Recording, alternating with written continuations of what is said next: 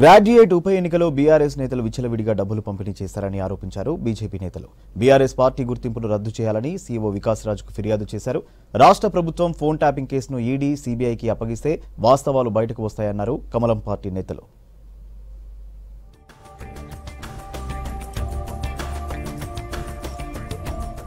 CEO Vikas రాజ్ను కలిశారు Medak BJP MP అభ్యర్థి రఘునందన్ రావు. నిన్న జరిగిన పట్టభద్రుల ఎమ్మెల్సీ ఉప ఎన్నికలో విచ్చలవిడిగా డబ్బుల పంపిణీ జరిగిందని ఈసీకి ఫిర్యాదు చేశారు. బీఆర్ఎస్ పార్టీ గుర్తింపును రద్దు చేయాలని ఫిర్యాదులో కోరారు. ఫోన్ నెంబర్, పలు సంస్థల నుంచి వచ్చిన డబ్బులకు సంబంధించిన వివరాలను సీఈఓకు అందజేశారు. బీఆర్ఎస్ అంటే పైసల వసూళ్లు, పంచుడు, పోలీస్ సహకారంతో ఎన్నికల్లో పోటీ చేయడమే అన్నారు.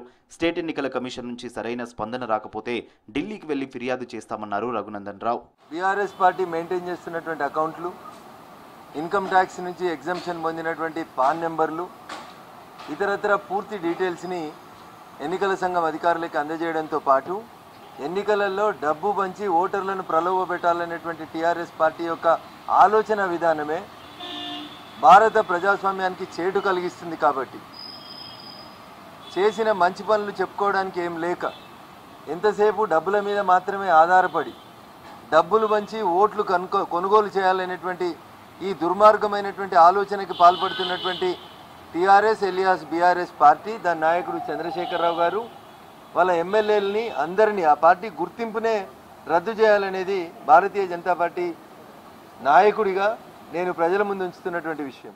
రాష్ట్ర ప్రభుత్వం ఫోన్ ట్యాపింగ్ కేసును ఈడీ, సీబీఐకి అప్పగిస్తే వాస్తవాలు బయటకు వస్తాయన్నారు పట్టభద్రుల ఎమ్మెల్సీ బీజేపీ అభ్యర్థి గుజ్జల ప్రేమేందర్ రెడ్డి. ఫోన్ ట్యాపింగ్ చేసిన వారిపై చర్యలు తీసుకోకుండా లొంగ తీసుకుని కుట్ర చేస్తున్నారని ఆరోపించారు. ఎమ్మెల్యేల కొనుగోలు విషయంలో బీఆర్ఎస్ నేతల తీరుపై బీజేపీ చెప్పిందే నిజమైందన్నారు. గ్రాడ్యుయేట్ ఎమ్మెల్సీ బైపోల్లో పట్టభద్రులను ప్రలోభ పెట్టేందుకు కాంగ్రెస్, బీఆర్ఎస్ నేతలు విచ్చలవిడిగా డబ్బులు పంచారని ఆరోపించారు ప్రేమేందర్ రెడ్డి. ఎమ్మెల్యేల యొక్క కొనుగోలు విషయంలో భారతీయ జనతా పార్టీ పక్షాన హైకోర్టులో నేను పిటిషన్ వేయడం జరిగింది. దాని మీద చాలా పెద్ద ఎత్తున ఇదైంది. సంతోష్ గారిని అరెస్ట్ చేయొద్దని చెప్పి స్టే వచ్చింది. తర్వాత సిబిఐ ఎంక్వైరీ విషయంలో కూడా వేయడం జరిగింది. అంటే మేము చెప్పిన యొక్క వాదన నిజమని ఇవాళ రాధాకిషన్ రావు స్టేట్మెంట్తో తేలిపోయింది.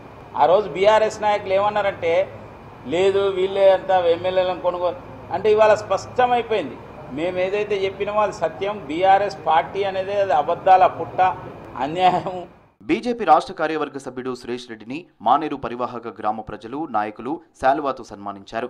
వాగు నుంచి ఇసుకను అక్రమంగా తరలిస్తున్నారని నేషనల్ గ్రీన్ ట్రిబ్యునల్లో కేసు వేశారు సురేష్ రెడ్డి. మానేరు వాక నుంచి ఇసుకను తరలించొద్దని తీర్పునివ్వడంతో ఆనందం వ్యక్తం చేశారు మానేరు పరివాహక గ్రామస్తులు. పెద్దపల్లి జిల్లా సుల్తానాబాద్లో సురేష్ రెడ్డిని సన్మానించారు.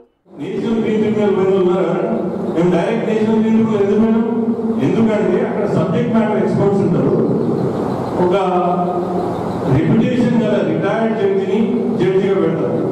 ఇటువంటి ప్రలోభాలకు లోకపడదు. కాబట్టి మేము ఆడికి పోయి చెన్నైలో పోయి మేము ప్రతి ఒక్క ఇన్ఫర్మేషన్ వీళ్ళలేక మీద ఒక ప్రాసెస్, ఒక సిస్టమ్ పెట్టండి. వాళ్ళు ఇంటర్వ్యూ ఉన్న వాళ్ళ ఆఫీస్ కూడా వాళ్ళు ముందుగా తప్పులంటూ దొంగదనంగా 1200 కోట్లు తీసుకుపోయింది. ఒక పోలీస్ ఆఫీసర్ లోపల గోదంపాల్ స్టేషన్ గోదంపాల్ తీసుకుపోతే వాళ్ళు తీసుకుపోయిన లోపల పోలీస్ ఆఫీసర్ చెప్తారు సార్ ఏం చేయమంటారు. కొన్ని రోజుల్లో విద్యా సంవత్సరం ప్రారంభం కానుండటంతో రాష్ట్రంలోని గురుకుల విద్యా సంస్థల సమస్యలపై ప్రభుత్వానికి లేఖ రాసింది ఓబీసీ మోర్చా. గురుకులాల్లో సౌకర్యాలు మెరుగుపరచాలని కోరింది.